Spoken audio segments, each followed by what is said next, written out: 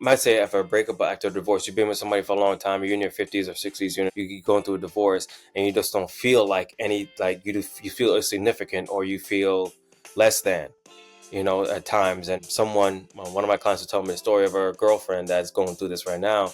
And all signs point to working out. Working out makes you feel good. Working out makes you, release all those hormones or whatever. And yes, you're gonna look good. That's the byproduct, but you feel good. That should be number one. You feel good about yourself. So if you're going through divorce, a big breakup, that's what they say. Breakups make bodybuilders.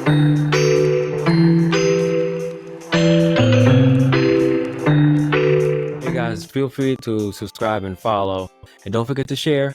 Don't forget to share, please. All right, guys. So, hey, ladies, if you're feeling like you're constantly putting everyone else's needs ahead of your own, you're not alone. Let's be real. It's hard to prioritize your self-care with such a full slate. But here's the truth we need to remember. Prioritizing your well-being isn't a luxury, it's a necessity. Today, let's talk about why caring for you can make all the difference through every season of your life. Now, the goal for this today is really to kind of talk about everything, talk about different phases of your life. We talked about self-care in general. Now I want to talk about different, kind of go into different, because everyone's at a different point in their life. And we all need to make sure that making sure we have self-care. And in this case, we'll talk about more about fitness and self-care pertaining to fitness, of course. Alrighty. So for those might be some people joining me. Those that don't know me, I'm Shane. I help busy women like you simplify nutrition and fitness so it actually fits into your life, no matter how hectic it gets. My mission is to make well-being accessible, so you're not only showing up for everyone else, but also for yourself. Let's face the facts, majority of times women that have to sacrifice a lot pertaining to their careers, their health, those kind of things to accommodate others, or their significant others and their kids. Okay, so it's fact. Really, it's really just fact. Okay, so let's talk about fitness as something that evolves with us, not just a one-time thing we do for a few months or a specific season of life. Think about it, fitness can be a source of strength, stability, no matter what stage you're in.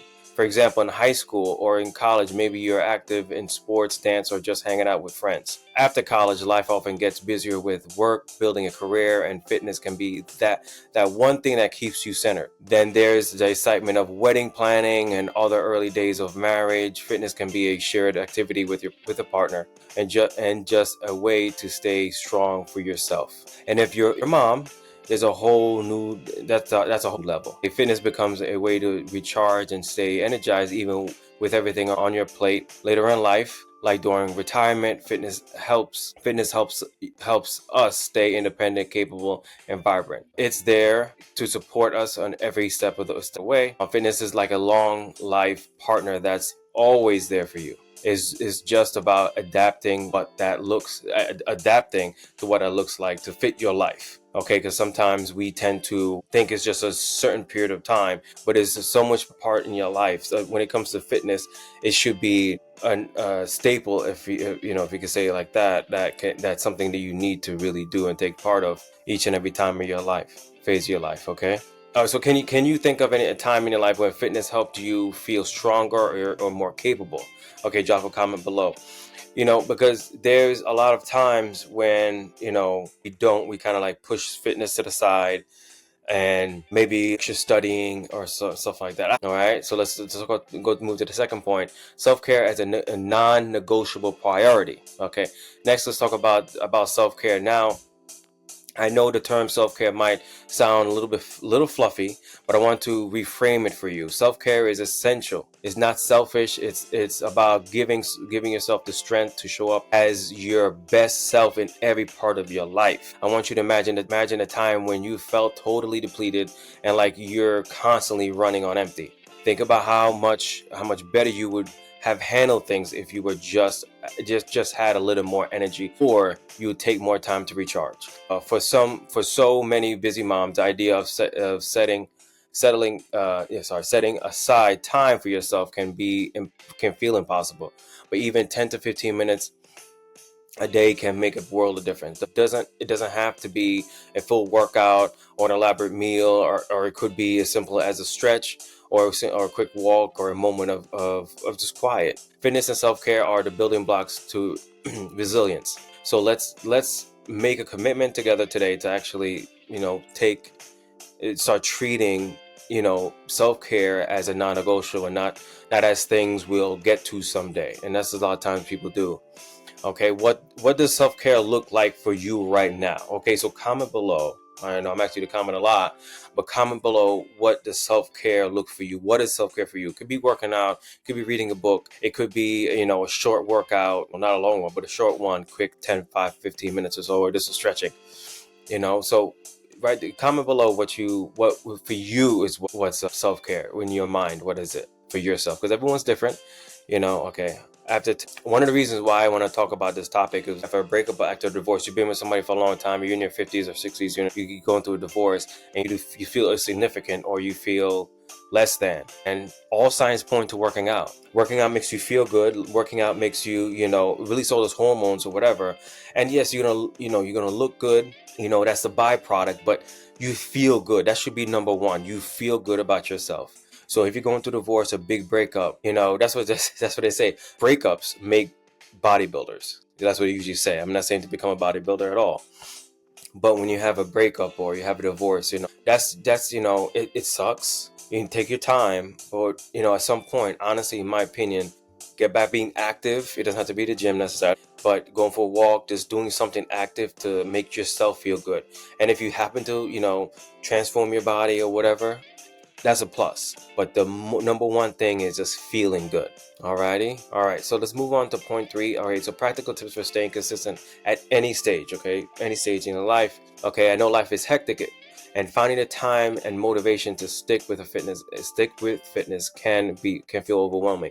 But consistency doesn't mean perfection. It doesn't have to take hours. Here are a few simple tips for making fitness part of your life, no matter how busy life gets. First, focus on small, achievable goals. Instead of saying, I need to work out an hour every day, start with something like 10 minutes. Okay, that would be a quick walk, a short stretch session, or a few exercises at home. It's about building the habit. Another great tip is plan ahead your meals. Just prepping a few things on the weekend can make a huge difference. You'll thank yourself on those busy weeknights when you don't have time or energy to think about what's for dinner. And finally, something you enjoy. Fitness shouldn't feel like a punishment. Maybe it's a dance class, maybe it's yoga, or maybe it's just a walk outside. When you enjoy, you're more likely keep doing it. Okay, if you find a way to find a way to fit in fitness or healthy meals despite your busy schedule, share the tip below. What's one thing that's working for you? Just share what's something that's really working for you. Because, like I said, everybody's different. Everybody goes through different circumstances, certain situations, and everyone's in a different part of the stage in their life. But what is working for you to help you stay consistent? Okay, during your busy schedules and stuff like that. Because like I said, I want to make this more like a community, so everyone can actually help each other, not just me talking and rambling on like like a know-it-all or something like that. All right, so it's about sharing situations, sharing different experiences. Because you might think you're alone, but there's a lot of people actually going through the same thing you're probably going through. So to share how fitness has helped you. I mean, what kind of fitness things you've been doing to kind of get through different parts of your life, different stages of your life. Okay, remember, it's not about perfection. This is about being consistent and sticking to a routine. Okay, it doesn't have to be rigid.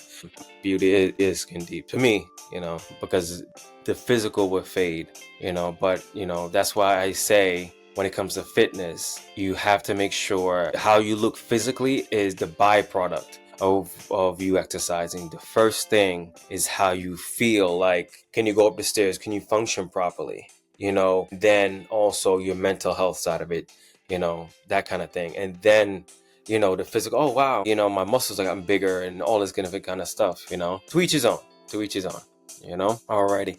So if like this kind of like actually this kind of backtrack or kind of trying to go back to recap what we talked about is just pretty much everyone is in different different part of our life, and we may have to make sure we self-care. This will kind of summarize the main points. Fitness is a support tool at every life stage.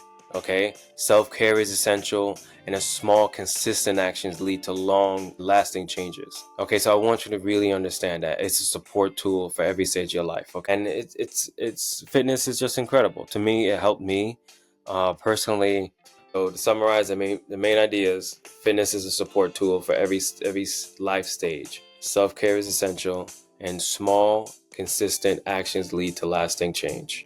Okay, so just remember those 3 things from tonight. Alrighty. So anyway, thank you so much for joining me tonight or today. Really appreciate it. Like I said, feel free to reach out to me. Any questions at all? I want to help as much as I possibly can. Thank you so much for joining me, and you have a good one. Remember, make sure you prioritize yourself, prioritize your health, so then, you'll be able to prioritize your family as well and your loved ones. Okay, but you must prioritize yourself, all right? Alrighty, ladies, have a good evening and take it easy. Are you ready to transform your health and wellness journey? At Condappa Strength, I'm committed to helping you achieve your goals through my 3 pillars for results. First, I educate, equipping you with essential knowledge to understand your body and its needs. Then I execute a tailored plan, ensuring every step is personalized to your unique lifestyle. Finally, I encourage, providing accountability and support every step of the way. Get ready to unlock your full potential and thrive in every aspect of your life. Visit me today and let's embark on this journey together. Check me out at condappastrength.com.